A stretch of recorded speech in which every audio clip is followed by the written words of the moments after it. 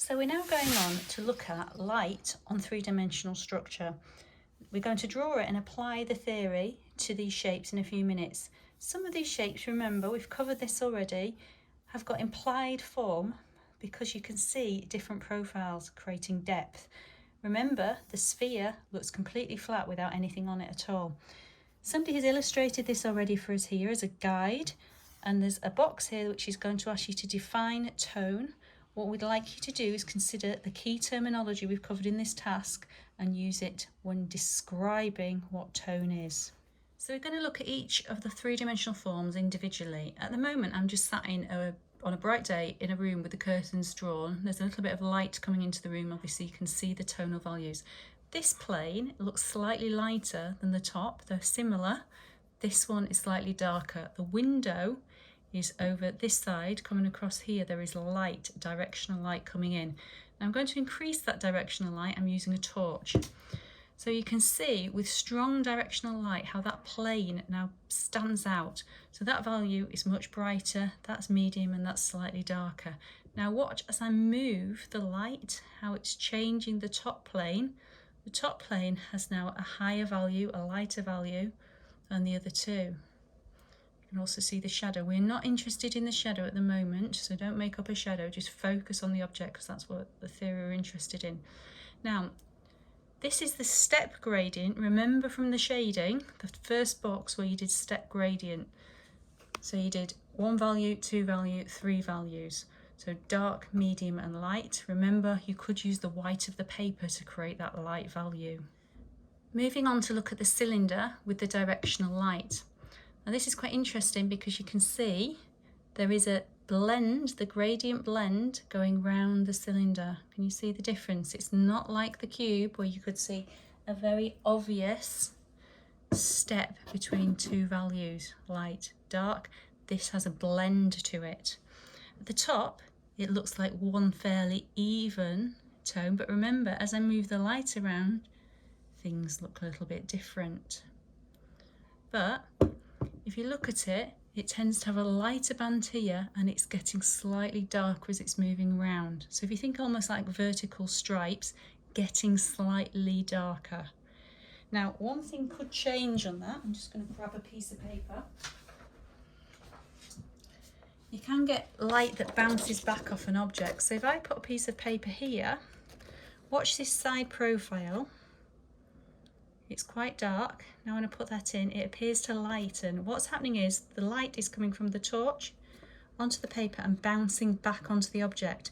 So sometimes when you see exercises, it isn't just getting darker. You sometimes see a little bit of light on the darker side and you might wonder why. That is why.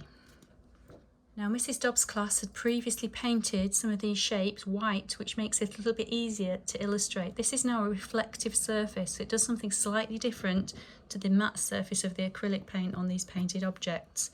You see they've just been painted in the department. But you can see the principle on here. You see they're very high value, the lightest value, and the gradient as it's getting darker, it becomes quite dark at this point. Remember, you pop a piece of paper behind it, the light is bouncing back off the piece of paper. Can you see that on this side? I'll take it away, pop it back again, and you can see how it's making a change. So those things are worth bearing in mind. Now the observant here might notice there's a little bit of blue tack holding this sphere in place so it doesn't roll away. Now remember, our sphere was the difficult object because without anything applied to it, it still looks flat.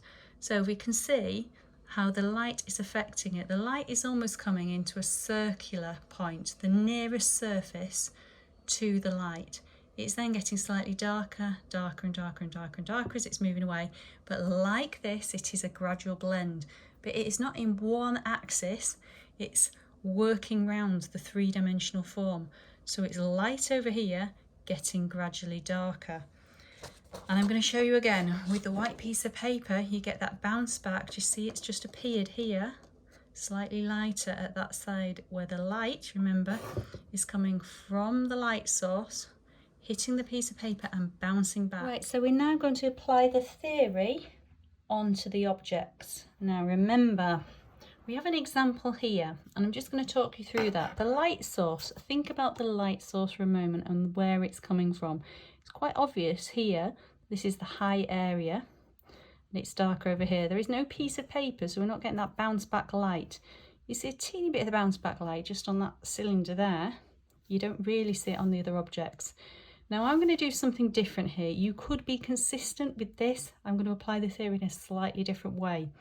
So I'm going to say the light source is coming from this side where my pencil is. Remember that in the room I'm in, that's where the window is. So onto the cube, we're going to have to decide which is the lightest plane. If the light source is coming down here, it could be the top one is slightly lighter than the side one. If we bring it from the side, it will be this one over that one. So you will be able to make a judgment. Now remember when I was shading initially, I turn the piece of paper around. Whatever happens, this one is the darkest. This pencil is quite soft, it is a 2B. So remember, I'm turning my paper around to make it easy for myself. And this is the step, it's not the blended gradient. So at the moment, I'm just doing a fill-in. I'm going to go and do the fiddly bits into the corners. If you're working with a soft pencil, you'll probably have to sharpen it more frequently as it will wear away. You'll be using it up in effect. So you can see that I am neatly working into the corners.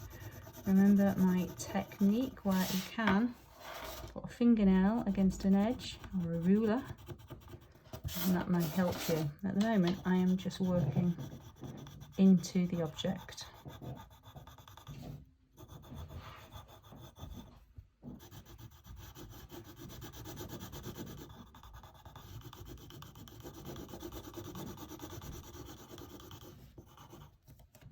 So I've decided I'm going to have this as the lightest plane and that as the medium one, so I can be fairly consistent. I'm going to use the white of the paper. Remember, I'm not going to make this harder than I need to for myself. I'm efficient.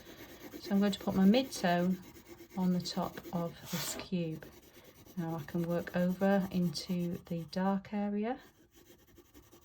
If I'm getting patchy marks, remember, you can go across it at a different angle. That usually evens out. So at this side I'm going to have to be a bit more careful.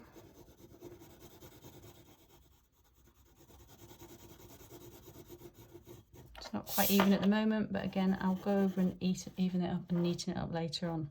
So that in theory conveys the illusion. It might be that you feel that this needs a little bit of tone. I'd worry about that afterwards. I'm moving on to the cylinder. So if the light is coming from over here, it's going to be lighter in this profile.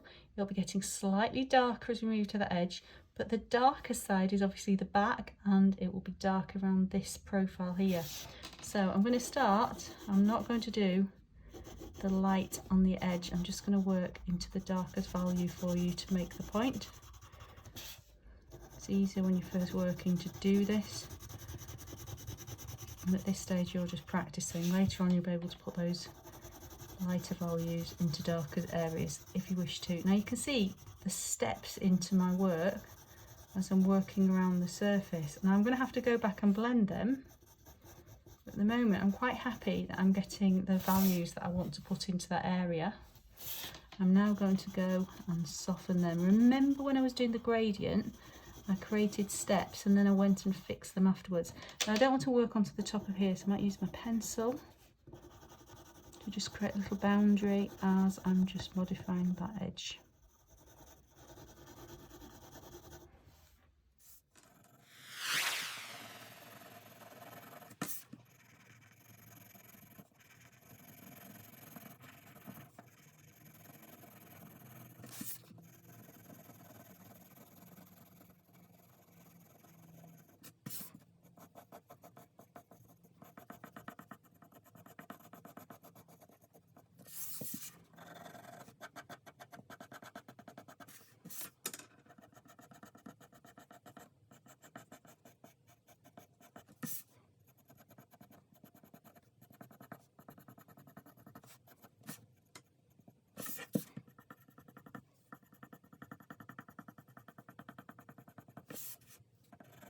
You will see as I was working then, I was moving between both sides. It's quite a large light area, but it illustrates the point. That little bit of tone there is helping make it look like it's receding and moving away here.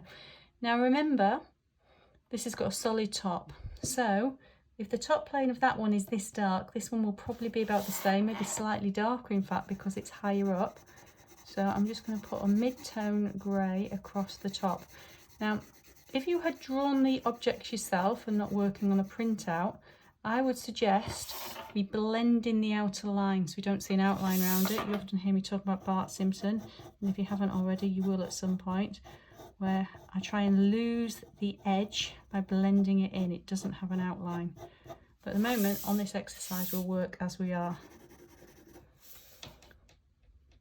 Now, after just drawing two of the objects, I've had to sharpen my pencil. There was no point left to it, and I was struggling to work neatly up to the edges.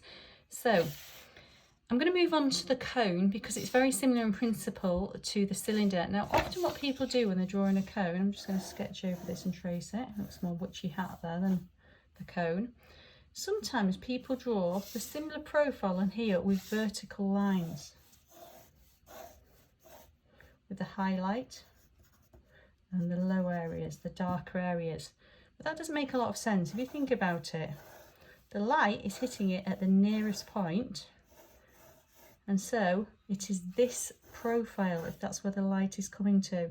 So you don't have flat bands, you have lines working from the top, from the apex, down to the base. You can see the difference. Pretty rough diagram, but illustrates the point. I'm going to use this scrap of paper because I'm going to stop myself from putting my hand on the other work, because as soon as I do, I'll try and just do it lightly, we'll see it will smudge, and then it will smudge all over here. If that happens, you can use a rubber, but you don't want to lose your light values. Now, I started with the dark side. I'm pressing quite hard. It's so much easier now. I've got a very, very sharp pencil. Now, I don't want to come too wide at the top because I'm shading it essentially in bands from the apex. So you don't want to draw heavy lines into here because it's a blend, it's the gradient. So like I did on the cylinder, I did create sections that are then softened, and that's generally the way I work.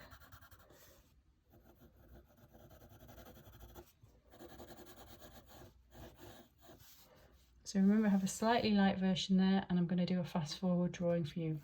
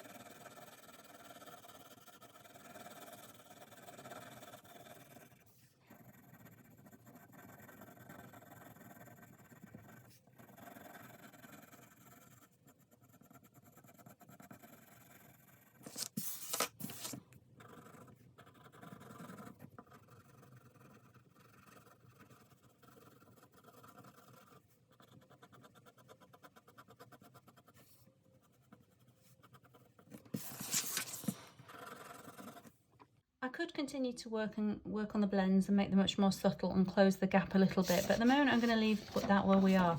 Now we're going to look at the flat shape, the elephant in the room almost.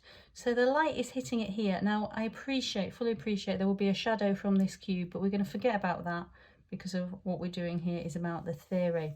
So if we have a highlight here, that's going to be the white area on the paper. Then there's going to be the slightly darker tone, and you see how I'm drawing imaginary lines around this. We will go on and do an exercise that will help you with your understanding there. So the darkest point is going to be over here, and again, you know the form, work up to the edge. This is what I like, when you lose an outline because you've blended it into the object. And if you were drawing the shapes rather than working on the worksheet, we would obviously have a much lighter line in a lighter area, so you wouldn't see a Bart Simpson-esque outline. I'm going to go for the fast forward.